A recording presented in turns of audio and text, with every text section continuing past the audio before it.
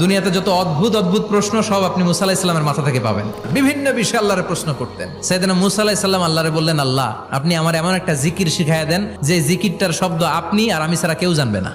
দিনে রাতে সব সময় এই জিকির আমি করব, আপনারে ডাকবো, কিন্তু শর্ত হলো এই জিকিরটা জানবে শুধু আপনি আর জানবো শুধু আমি। আল্লাহ বললেন, মুসা পড়ো লা ইলাহা ইল্লাল্লাহ।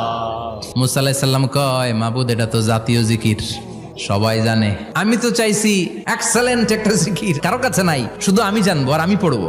আল্লাহ বললেন, মুসা এই লা ইলাহাকে যদি এক পাল্লায় রেখে দাও, তাম বিশ্ব, 7 আকাশ 7 জমিনটারে তুলে যদি তুমি আরেক পাল্লায় রেখে দাও, লা রাজাহাত কাফাতু লা ইলাহা ইল্লাল্লাহ, মুহূর্তের মধ্যে লা ইলাহার পাল্লা ভারী হয়ে যাবে।